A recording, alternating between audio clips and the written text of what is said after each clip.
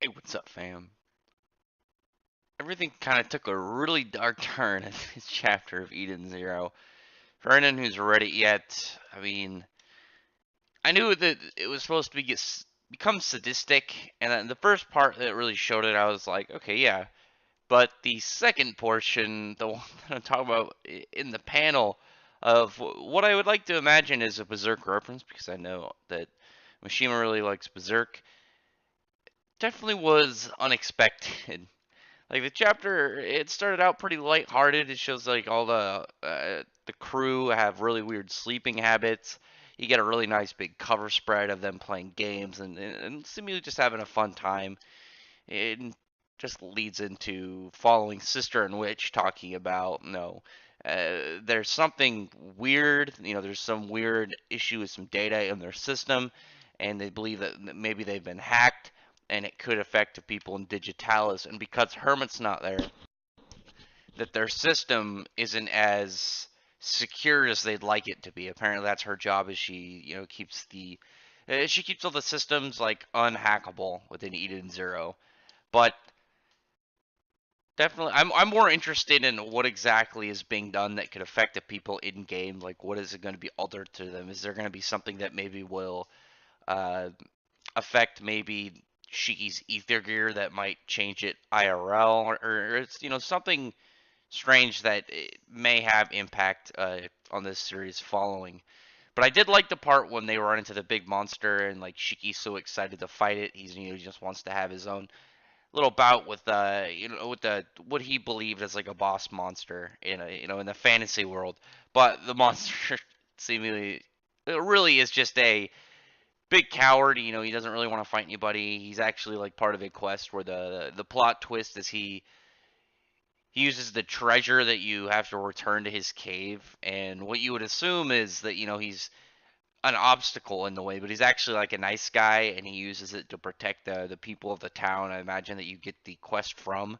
And something that I thought was pretty funny is when he's upset that he spoiled the story for them, and Wise is just like, I don't really care.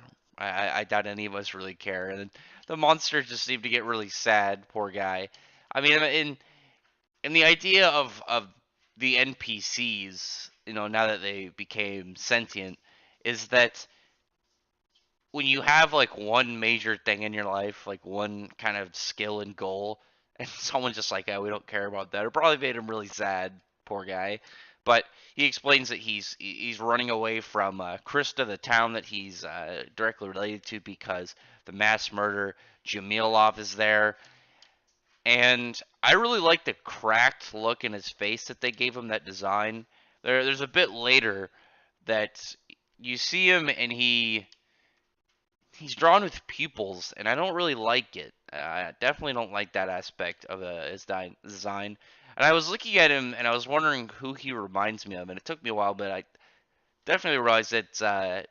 Just to tell me if you see the resemblance, just in the face, obviously not the overall design, just in the face of Racer from the Oracion Sace.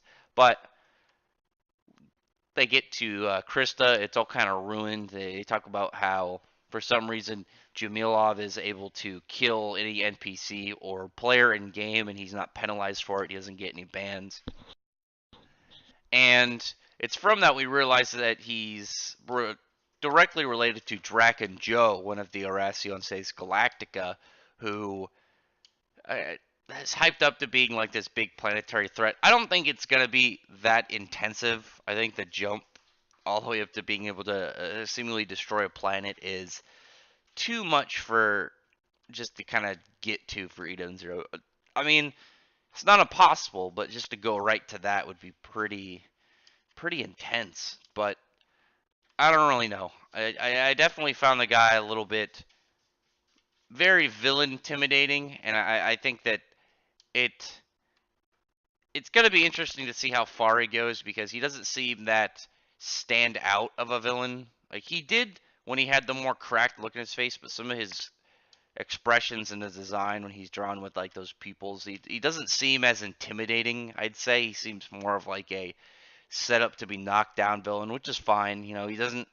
Not every villain is going to be important as long as he puts up something useful to the series, and the fact that he seemingly will have information on Drac and Joe, I think, will be well worth his character and what we get out of this. We do know that Hermit seemingly is close by. She's like on a hill watching over the town, just kind of staring off and talking about how machines have hearts but humans don't. I'm not really interested in what's going on with her, to be perfectly honest. I'm really interested in what's going on with the data that's inside Eden Zero that might affect the people in game, and how exactly Jamilov is going to reveal stuff about Drac and Joe. I think that's going to be much more intriguing for the story than whatever Hermit's doing. I mean, it's obviously Hermit's going to provide something important, but when we get there, we get there. Until then, I've already said where my interest lies.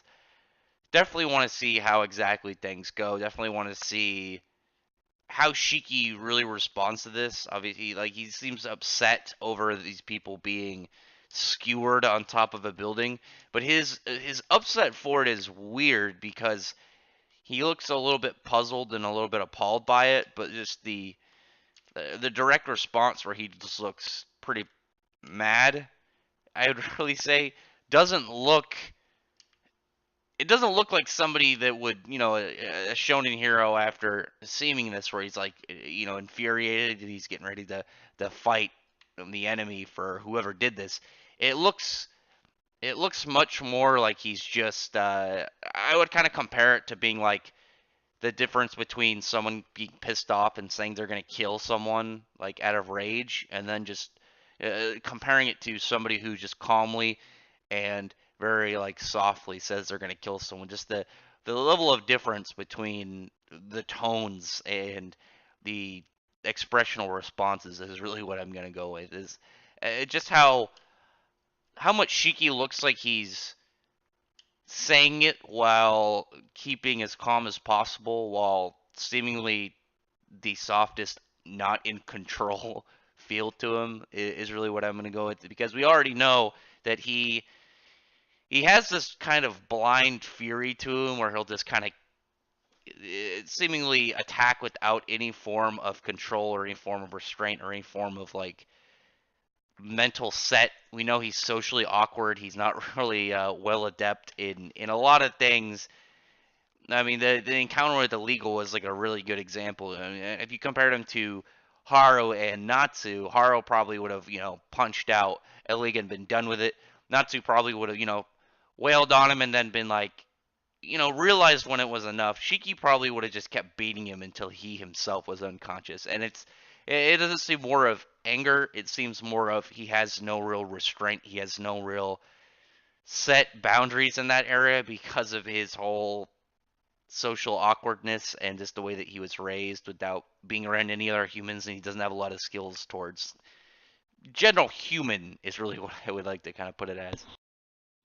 But other than that, drop a comment below on what you thought about this chapter and tell me how you're feeling about Digitalis. One thing I would just like to say on a side note about this is I really, really, really hope that that either we get more Digitalis stuff, like it maybe it's a little bit more frequent, or Shiki keeps the long hair, because I like the goggles, but I really like the long hair. I think the long hair looks really good on him, and I'd like to see more of it. But like I said, other than that, would really appreciate a comment below on what you thought about this. And if if you enjoyed this kind of content, enjoyed this video, thumbs up the video, befriend the like button, and subscribe to the channel for more, and check out my other videos and see if there's anything else that I review that you might enjoy listening to. But other than that, I appreciate everyone who's already subscribed, and I thank you all for listening. Bye.